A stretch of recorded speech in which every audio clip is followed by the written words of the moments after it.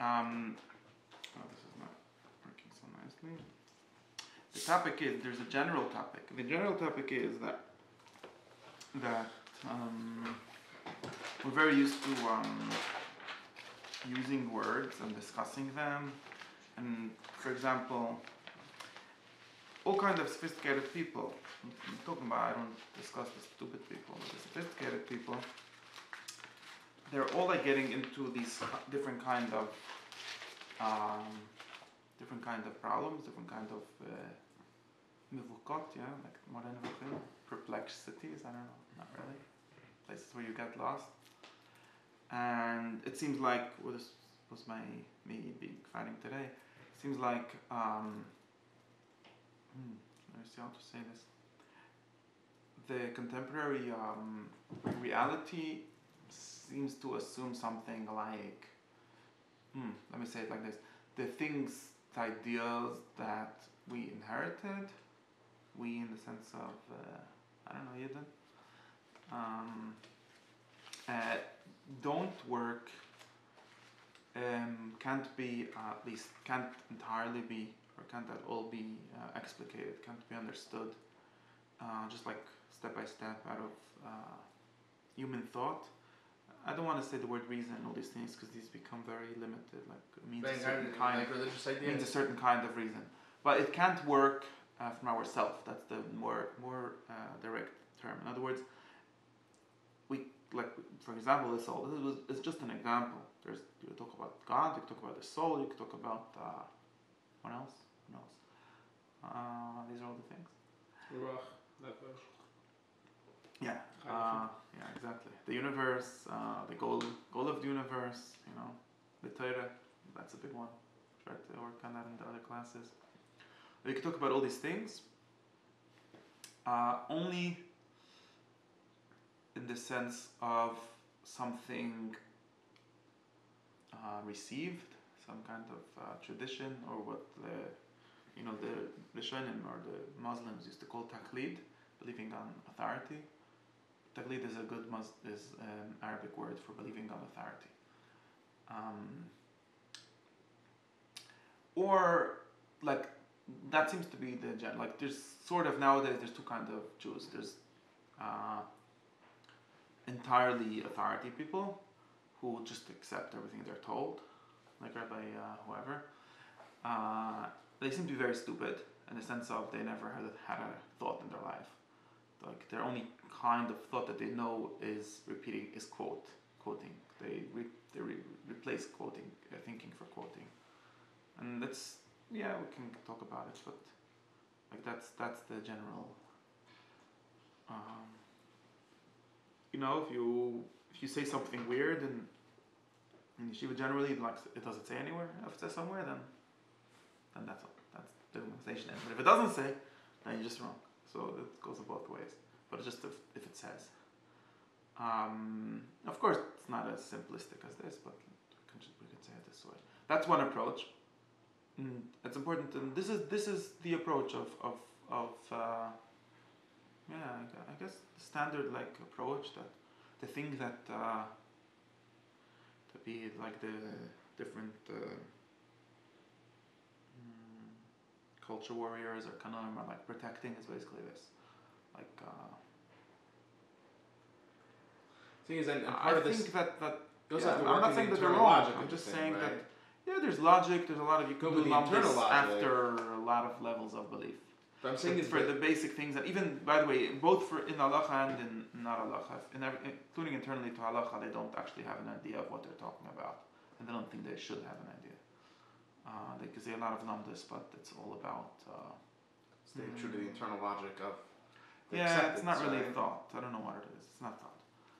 It's memorization. No, I mean you can. Yeah, even people that do like savara or understanding, it's not only based on like something that's received, it's also itself just making sense of something received in a very limited way of making sense. Like it never actually becomes. In other words, it never becomes something. Let me say it like this: it never becomes something that they don't need a book for.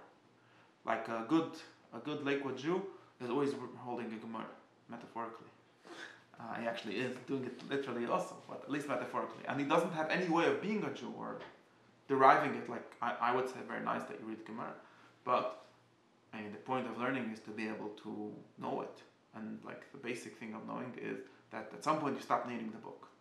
Meaning you can understand, I mean, maybe you'll need the book for memory or for technical reasons, but if you read a book and you internalize it in the sense of you understand it, you stop needing it. Okay, like I said, you might forget it or things like that, but your basic way of thinking is not based on a book. It's based on the things that the book taught you, right? So that's the first kind of person that there is. The second type, which you might or might not know, is the people that do want to understand somewhat. And like I say, understanding has a lot of levels, but they're all based on the same idea of something that should in some sense come out of yourself and not out of something told to you. People talk, all the like New Age style people talk about connecting or feeling or subjectively identifying, things like that. And those people are at least they are trying to do something which they can feel or which they can grasp in their own self, their own whatever they think they are. That's already a lot more than the first group of people, just about repeating what it says. So these are the two groups of people. It seems to me that there's only these two groups. Yeah, I think so. But there's always people.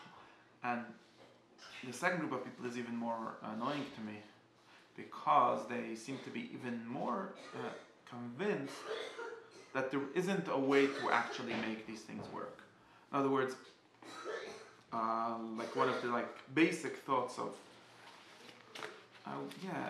maybe all or most of modern Jewish thought, and we'd say this going back all the way to I don't know, whatever the first one that we in some way, but basically all of it has at its basis this this spear of the human mind.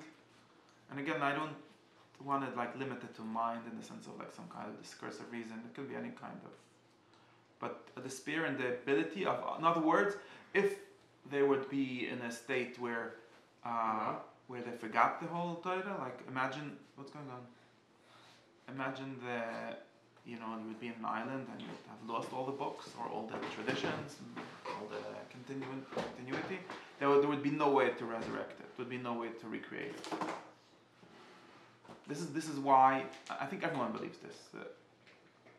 Even the most people that are trying to connect and understand, none of them really thinks that they could.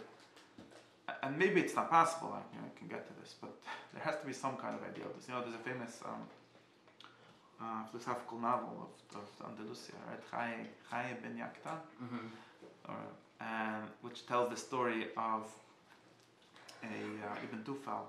The guy wrote it, and it tells the story of this guy born in an island, and it's sort of it's like this philosophical novel that has as its its image. Ezra, please don't stay here. Its image has which is this boy growing up in an island, and he slowly discovers everything that this philosopher thinks. But the point of it is that it's another way of saying, let me prove to you or show you these ideas that I think from zero, from first principles, right? From Descartes has this image, from not knowing anything, right? It's working in the same kind of idea. That has to be a basic idea. Now we could discuss how reasonable this ideal is and how possible it is to actually do. But there has to be something where you have to have this kind of confidence or this kind of we talk about internalization or self-creation, where that it could be like that. It could be theoretically, maybe only theoretically, maybe. But these ideas are self-sufficient. Yeah. They're how did the guy in this Declaration of Independence say? Self-evident? Self-evident. At some point. It's possible at some point, in some sense, to derive them by yourself, from themselves, or by yourself. I think this is why, like the entire religious, Jewish and not Jewish for the most part, but tradition for the past who knows how long has been living in this real fear. Like it's based on a huge fear of like we're gonna lose it, and if we don't do all kind of extreme or not extreme measures, we're not next week we're gonna wake up in a world without Judaism, without that. That's the like basic thought. That's why we do all kind of things and we try to preserve it, and we're probably preserving precisely the wrong things. So whatever, but that's what happens when you don't know what to preserve. You know, like imagine, right? I have this like image of the guy that I forgot how his car works, but and all the mechanics died and all the plans were lost, and he's like preserving his car and he washes the windshield every week and he makes sure the leather shines and all of those things, but it doesn't have no idea like which part of the engine or which part of it is important. And in the end, did I tell you this mushal? No. In the end, it looks like this. And slowly, like the engine deteriorates and he has no idea why. And in the end, but he still knows like this is the car that I reside. This is what he's received. So at some point, you know, there's always horses. Like they take care of themselves. You notice this is a big difference between like. Wow, this has to do with this song. Mm-hmm. But like if you know living things are like this. Like animals don't worry about animal kind stopping to exist if they don't preserve Hilchas animal. Like horses just go on being horses. Well, there's domesticated horses that won't exactly go on, but they could just go wild. Maybe more of them will die. Maybe not so simple, but they like have some kind of freedom. Like humans always have like this thing where like some animals are more free than us in some way, because they don't have this fear like. They're not going to be homeless. They're already homeless. They figured out they could create their own house. You know. And it's born free. The beaver just goes in the forest and makes himself his dam. You know. So and it's very true. Like that's why mechanical things are not alive, right? Because they're never like this. They never self-perpetuate until the AI that can do that, which will never will. So whatever. And anyways, in my story, in my mushal. So at some point, since the guy was so focused on preserving his car and everything, and it's beautiful, but it doesn't drive anymore. So he figured out a very simple solution. He hooked up his car to the horse, and he sits in the car, and the horse schleps it, and he's still driving the car, like you realize. And I've actually seen this happen because it's what? So my forefathers rode around in this same exactly. Car. This is how tradition looks. I actually saw this mushal happening. I didn't make it up by myself because there's a certain Hasidus where some Shvans decided that Shvans is a Chazit Shaita in Yiddish, or maybe has a more not nice meaning. Point is, someone decided that it would be appropriate for a Chassan or Kala, I don't know, to arrive to his chuppah in the Rebbe's car. So okay, well the problem is the Rebbe is dead. And his car at some point died too. And not only humans, that cars died too. So there's a service where you can order a tow truck to drive on the car. Anyways. Okay. This really happened? Yeah. Maybe they fixed the car by now, or they put a new engine. I don't know. True story. I don't know. I've never seen it in my eyes. I've heard about it. Anyways, that's what happens when you don't have any sense of something that you can self-create, self-sufficient, being alive. And to me, this is very sad, because it also means that what you're doing is not alive at all, in any sense. And we have all kinds. This is like becomes something very radical, but there has to be some sense of being able to do that, and there has to be some kind of freedom. That's freedom, right? Freedom is self-creation or being able to self-activate somehow. Doesn't mean doing nothing, but it means I need to be able to do that. Yeah, and the reason because there isn't this, and all the other people are live in such like fear and trauma and like I don't know how you call it, like this, and you defensive stance. Yeah, very defensive, protective. You could see it in their hour, like literally in their body. Like there's some people that say that, but I've seen it. What, the tense up? Shown it, yeah. Like, like there are certain questions that cause people just to like freeze, certain ways of thinking. And it makes sense. They're right for it. In other words, it's not because it's going to make. But if it can't be internally verified, then yeah, opening that thing will make them stop existing. They will die. I mean, you should be scared.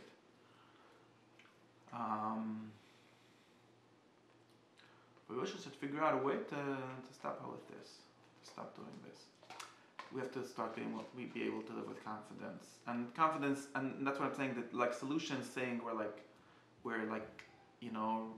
belief starts, where reason stops, or something like that. All these kind of solutions are very bad.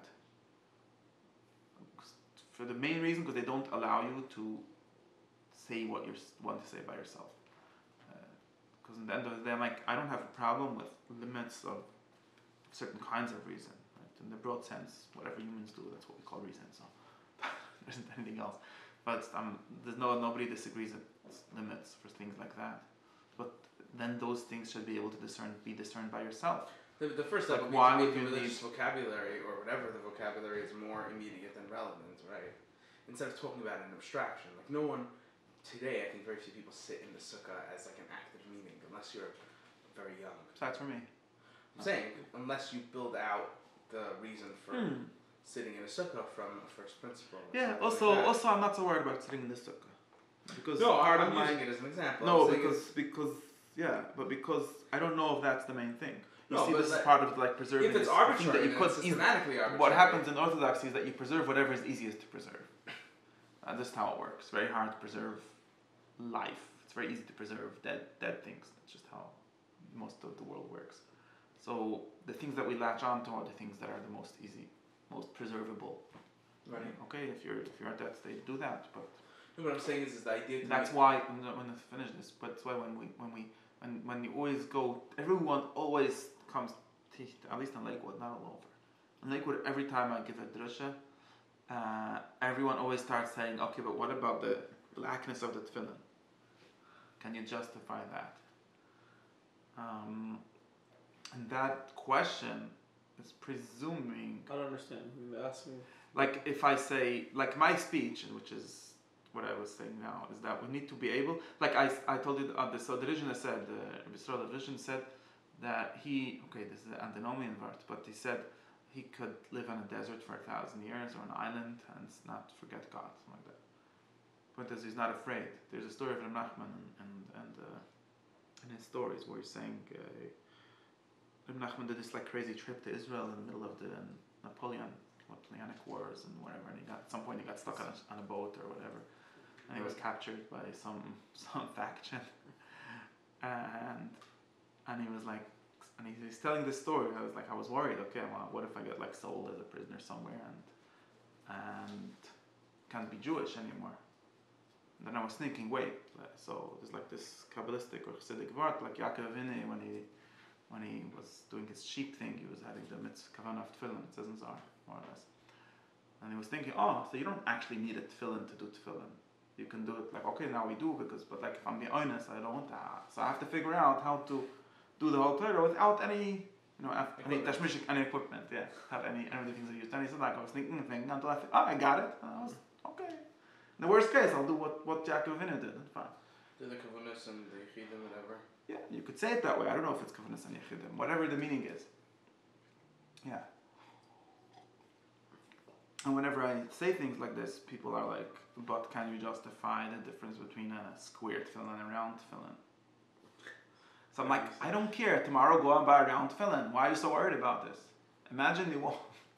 Like this whole question is saying that this is the most important thing, and therefore this is what we have to justify. But I think that by definition it can't be the most important thing. That's very important, but it can't be the most important thing. And part of, I don't know how to say this, but part of the confidence that we're looking for has to include an ability to not focus on these things. I think it's easy. Like I think that we overdo the focus on the squared film. Like you really think people are gonna start having round film if I convince them that it's not important for them to be square? I don't think so. The store anyways only sells square ones. Like what's the big problem? And so on for more things. In other words, and this is true, but this is historically true fact as far as I can tell. the like concern, the like centering of doing things. I said this many times, right? The centering of doing things in the halachic way as this being like the core or the thing of Judaism was more or less invented by Spinoza, like you said, and almost all, maybe all, besides for some radical Hasidim and Bali Moser, basically all modern orthodoxies have accepted that from Baruch Spinoza. Baruch Spinoza, of course, said it in order to say that religion doesn't work. Doesn't have philosophical truth. But they all ran with this and said, yes, that's true. We don't have philosophical truth. We only have hello, how stupid could you be? So, yeah, that's why since I deny that whole premise, so I don't have this problem. And I also think it's overdone. Anyways. Deny what whole premise? That we the thing we have to the most derived by ourselves is the blackness of the tefillin or the squareness of it. If I don't think I could. I don't think anyone could because it's an arbitrary thing. In other words, that's what I was saying before.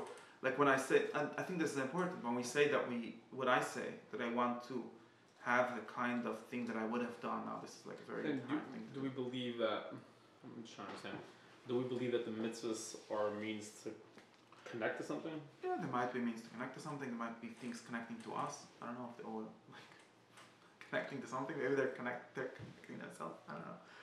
But they don't have, it doesn't have to be the thing that it's not so. In other words, I'll say it like this: some of the mitzvahs are only there for historical reasons. Maybe most of them, the ones that we're very concerned about right now. They're not real. What does that mean? Do we believe in Torah? Yeah, but not in mitzvahs.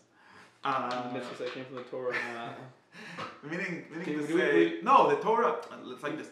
Do you believe in Torah Shabbat Peh? Yeah, only in Torah Shabbat Peh. That's why. No, okay. The point is the something I think you have to. I barely have that, but I only have the truth, or what seems to me to be the truth, or what seems to me to be an honest evaluation of the truth to fall back on in any sense. In other words, and this is something very weird. This is another whole thing. People always seem to think that they could fall back on a text. Even though I don't think it's true, at least it's true that the text says that. I don't think that works. It doesn't even work for knowing what the text says. And it's also just immoral, wrong, even if it would be true. And I think that it says this explicitly if you know where to look. Some of the... In the text? In some texts, yeah. The instinct. It might actually say in the text, but definitely says not in texts. Very holy ones. And accepted ones. In other words, people are worried by something like this. First I'll tell you what it is, and then I'll find it where it says. Some of the things we do, we only do because of history. I mean, it's basic, right? If the Israelites, if our ancestors, hopefully, weren't in some place called Egypt, we would not have Pesach on the 15th day of Nisan. Okay, but there were. At all. Yeah, happens to be that word. Happens to be that word. That's a contingent fact. Happens to be that word. Could have been otherwise. Happens to be. So do you believe in other words, there's no significance in celebrating it. No, there's a significance. No, what I'm trying to say is, it happens to be, since it happens to be fact, means, like I was saying before, they're probably born on an island. Yeah, but happens to be I wasn't born on an island. Okay, but if I would be born on an island, I would not ever do Pesach, right? That's the definition of Pesach. At least this sense of Pesach. Maybe there's a sense of Pesach. What do you mean you would never do Pesach? Because you wouldn't know about Pesach? Exactly. There's no way for me to know. Now we know about Pesach. Very good, so I do it. Okay, let's try to connect to it. No, what it's saying is... I don't understand what your point is. Yes, but you're trying to over-connect to it. Because you're trying to fundamental secret of the universe. Exactly, uncontingentize. I don't know how to say that. Yeah. Contingent fact. In other words, I'm having a concern here. My concern is that I need to be... Pesach's only Pesach because it happens to be, not because it couldn't be otherwise. It's very fine that it's like that. That's very fine that it's like that. That's ridiculous. Do you actually believe that? What, the Pesach? Yeah, Pesach's Pesach, that's what it says in the Torah. That's why I'm just trying to understand what everyone believes out here. Cause no, I don't believe. I just want to... Do you believe that the Torah that was given by Moses and it was very specific, or it was kind of just Yeah, but that makes it worse, not better. Worse or not better for what? Again, because my goal and... What do you think... What do you believe... Let's hear a little thesis statement, because I don't know what you believe. What do you believe the point of Torah is? No, that's is there a point to it? Wait. There's a point to everything. But wait, I have to. I'm what I'm saying is something very specific. I can't like the this thing where you what was I saying? Yeah. The point is not the thing, right? That's what that like sort of the answer to this question. The point is not the thing. In other words, if there's it depends what you mean by point, right? It depends what you mean by point. There is in the universe, before Torah and after Torah, there are things that, like I said, there are things that you would be born on an island that you should theoretically know if you're smart enough and a lot of things. But theoretically, they're true for everyone. Right? They're true for me. They're true for you. They're true for a guy in India and the guy under the ocean and above the moon. I don't care. They're always true, right? There are some things like that, and those are the things that are. It's a different kind of truth. We could call them non-contingent or more absolute or more real, whatever. And they're the kind of things that we could find out by ourselves, right? Because they're always true. I mean, could we find them out by ourselves? Are we smart enough? That's the question. But at least theoretically, we're free to find those things out by ourselves, right? We can have that self-created or self-sourced thing with them because they're always true, right? No matter. There could have been a universe where there was never gravity works whether or not it says in the. There could have been. Let's talk about atheism time. There could have been a universe where there was never atheism time, and there would still be a God, for example, and therefore, God existing is more true than atheism time. This is the Rambam. This is the first halacha. God is the only thing that's true. True, and again, this is for a certain meaning of true, real or necessary. But in our universe, this is trying to happen. Wait. Become the truth. It doesn't become necessary truth because for the basic reason, like if you wouldn't have heard about it, it becomes something you have to hear about to know, right? Doesn't become something that if I wouldn't have heard about, I would have known. There's no way. It's impossible. 1 + 1 doesn't equal 2. It's impossible to derive it. Let's say from this, it's impossible to derive it from some like fundamental. Maybe there is, but in the most basic sense, it's impossible to derive it from like the basic rules of the universe or something like that. Let's say you could argue this, but let's say. No, that's why you're. Therefore, what though? Therefore, I know that it happened. No, therefore, the things. The Torah I believe in that says it happened. Therefore, the kind of relation I have with it, or the kind of attitude. Attitude, the kind of, I don't know, I want to say the word obligation, the kind of truth that it has, or the kind of relation I have with it is one of history, or one of happened to have happened. It's not one of couldn't have happened otherwise. Yeah, but it's not one, and I think that I don't know how you need to have like these concepts for this to work. Like there's a concept of. I think this, it's only going to work with this. We need to have like a concept of there being different levels of truth, different levels of being, different levels of reality. Same thing. And assuming that the things that are necessarily so, in other words, like now that people say in every possible universe, right. They must be that way. Those are the things that are more true and also more free. Like I'm saying, you don't need anyone to tell you that. Theoretically, again, they don't need anything to happen for them to be true, right? The infinite worlds theory is very helpful for this. The infinite worlds multiverse theory. Yeah, that if we in the other multiverse where there's no existence time, it's still true. Right. So you're not even stuck in this universe for that to be true, right? You can be a being of any universe and it's still true. So it's more true. It's more universally true, or more necessarily true, or more. Okay.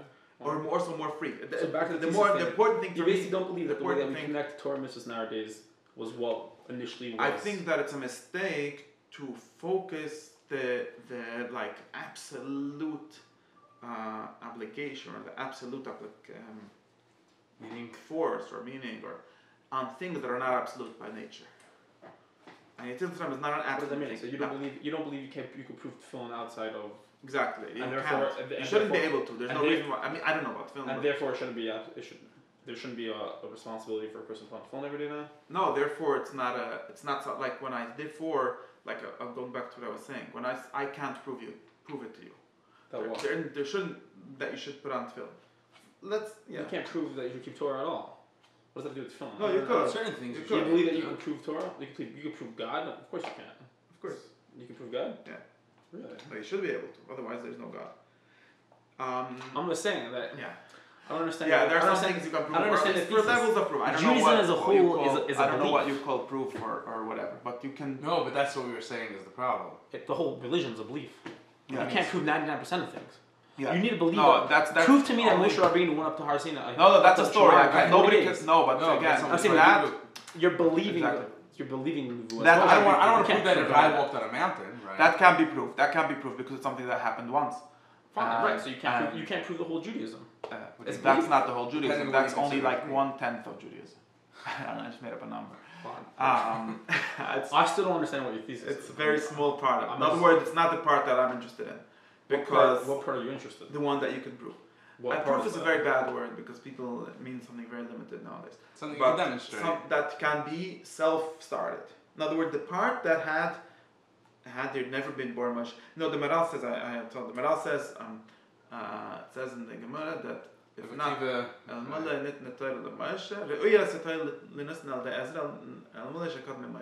if Moshe had not come before, Ezra would have given the Torah. That's what it says somewhere.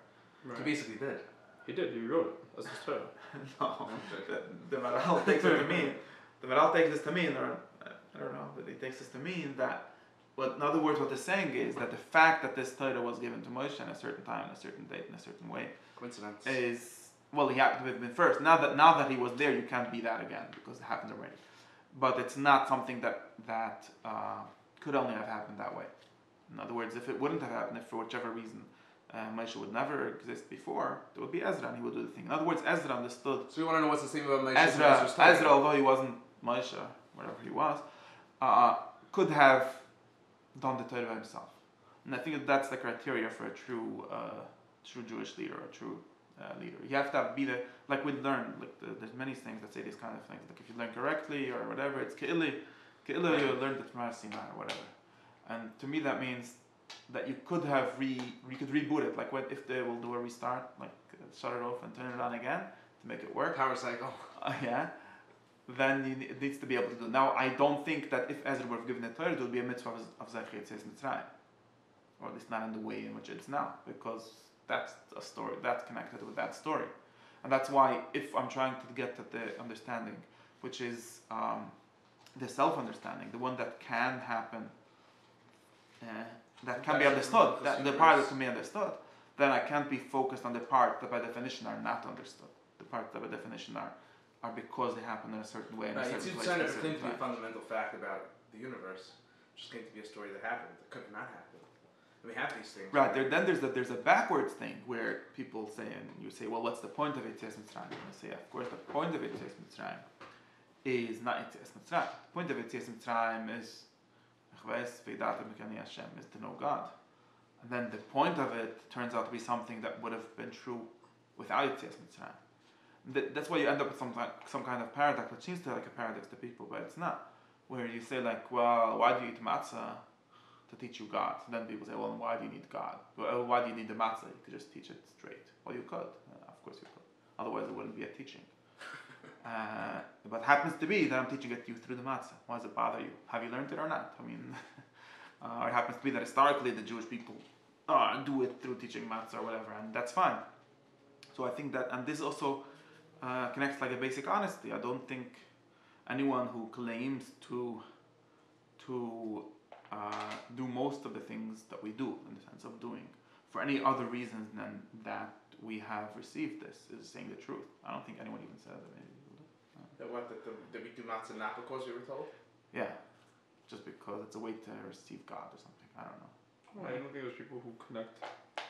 When they put tefillin on, they move into a different conscious state. Yeah, okay. But if you would have not been born Jewish, you would not have done that. And if you find out the if you would, they would have found it. Exactly. Do you think it works also even if like a week later you find out your tefillin is possible? No, that's a silly question. It works. I think it works. Well, no, I think there are people like that, but that's. But that it won't work if the tefillin is possible. So maybe that's the point. I don't know. Break. I mean, this should be the way that. You don't think that people who move through conscious states and evolve themselves into more intelligent people through mitzvahs? Yeah, of course they do. Definitely do. So what's the problem with that? So that maybe there's no problem, but then those things, like you said, they would have worked. And if firstly, two things. It's not good to lie. In other words, you would not have done that if not for a certain tradition. That's fact. In other words, if I would have been born on an island, I probably would not have done it. There's no problem. I don't have a problem. Who cares? Why is that an argument? I don't understand. Who cares? That's what No, your expectation the reason I care about this, or I say this, is because we seem to get stuck on that very often. We seem to get stuck on saying things like, you can't say a certain kind of explanation or a certain focus on a certain thing, because then that would then not justify the need. In other words, like for example, like I was saying, there's a lot of, you could think a lot of this kind of example, but if someone would say, like, imagine someone who puts on film and it gives him some kind of whatever ecstatic state. Rush. He gets high. Yeah, okay, like being high is really too much, but it's like a drug for him. There's people like that, I'm sure. yeah, not a big thing. It's great. I wish I had that. You can. You could train. Probably train for that. I take caffeine. You drink coffee in the mornings. I like the caffeine rush. Not because I like the coffee.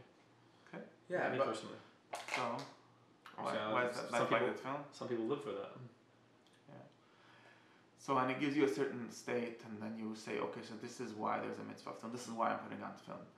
Now, and some other guy would come and say, well, I think that your film are empty. There's nothing inside of them.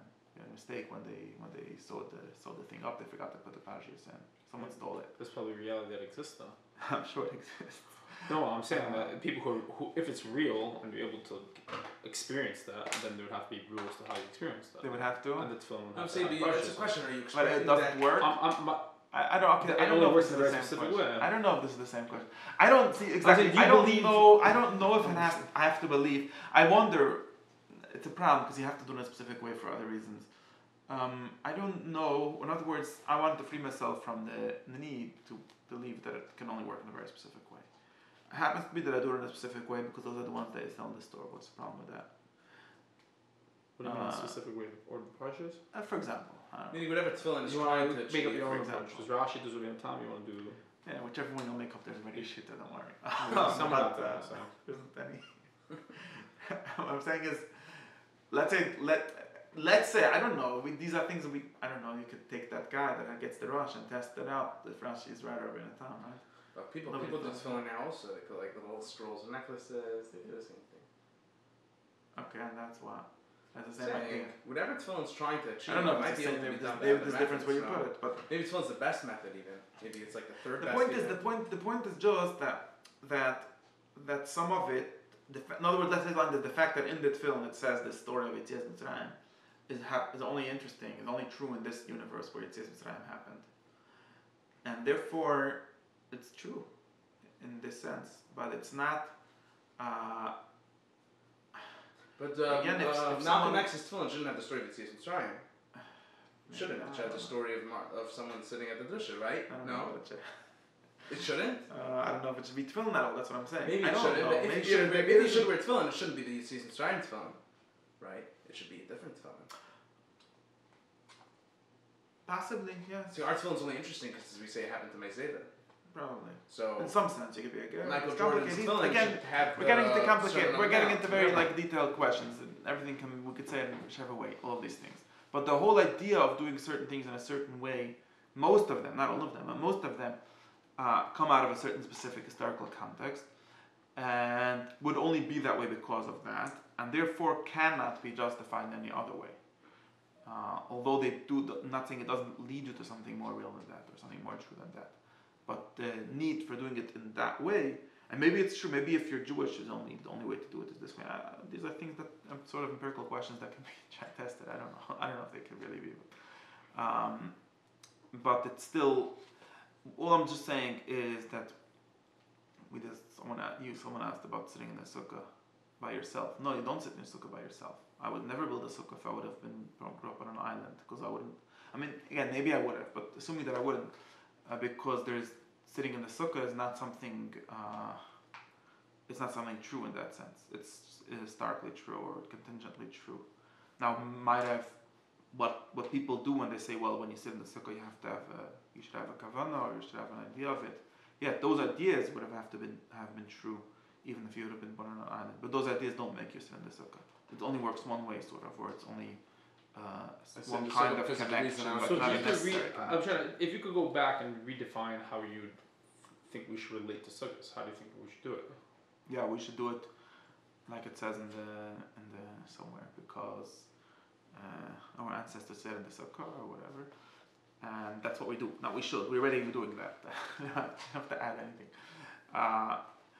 and we should not try to make it into a fact of the universe, because it's not. And when you try to do that, you just ruin everything for no reason.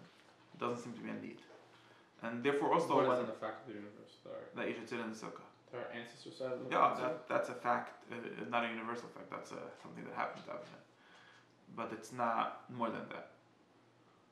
Yeah. Meaning, right? 1 + 1 doesn't equal 2. In other words, the fact that I can't make this. Where did I get into this whole discussion of this? The fact that I can't make this into something self-derivable, self-provable, or self-evident, whatever, is not a problem, because that's not the kind of thing it is. It's not a self-evident kind of thing. It's not a self-proven kind of thing. Right. It's a thing that you receive, and I think I said this somewhere. I think that for example, I think I have a good way of explaining it. For example, or for the other upshot of this is something like that. Someone whose ancestors did not go to the sukkah, there's no reason. That's sort of what most Jews believe. There's no reason to talk to him about a sukkah, not because there's something missing, just because it's not true for him. There's no. I think if you're studying for a history test, you want to memorize the entire story. And just because you know the first half of the story, you don't know the second half of the story, right? But when you're studying for a math test, you're not studying every single equation, because it can be derived from itself. If 1 + 1 = 2 and 2 + 1 = 4, I could figure out that 4 + 1 = 5. Right, so all the historical things actually have to be memorized. We have to, There's nothing, and that's not a problem, because they're just history. I don't know what happened until I read the next chapter. The math book, the smart guy, he knows how to get to the last chapter from the first one. Right, and history is not the main thing. Or it can be, because it can't even write it all. Some people think it is, because they think that everything starts and finishes there. But I don't think so, because I think that makes you very stuck. That's not why, I don't know. I still understand the point. That's a good why. Meaning, what's the end goal? Are you expecting sukkahs to be the product of a math equation or the product of a history book? To allow us to think. That's the whole goal. The whole goal is to allow what us you to should think. do is you should create a result where you understand what you're doing on your own. Right, but if I know math, I know all the examples of math. What that's going to be is probably going to be an intellectual, emotional experience. How you connect. No, but my question is more like, I think what we're trying to figure out is what's our expectation of sukkahs? Are we expecting sukkahs to be true the way a math equation is true? Or are we expecting it to be true the way the story of Napoleon's conquering of whatever is true? Who cares? It matters because of my expectations from it. Meaning, am I expecting sukkahs to be the kind of truth that comes organically from the world? Meaning that if I study the truth that comes organically. Meaning there are different things. Give me an example of a truth. Meaning it is true. Let's say that we live in the United States, right? But someone could have named it the Together States. So, but what's much more true than the fact that I live in the United States is the fact that I am alive, right? Which is less contingent on, right? The United States could have been named something else. I'm lost. I'm totally lost. Okay, I'm trying to find out back to my thing. This is all just to find a heter. This is all just a way for me to allow myself to find space to actually think, because when you center the things that are not, that are by necessity not thinkable, not thinkable, not self-thinkable, whatever, find a nicer word for this, then you get stuck in a world where nothing is self-thinkable. Like you say, we're going to start our discussion, or we're going to start our yeshiva from the point of sitting in the sukkah. And we're going to make that the basis, or the kind of thing that sitting in the sukkah is. And we're going to make that the basis for all of our inquiry, for all of our discussions. Then you're not going to like any of my things, because you're not going to allow yourself, because you don't even have any opening to any kind of truth that's not like that. And you're going to want to say things like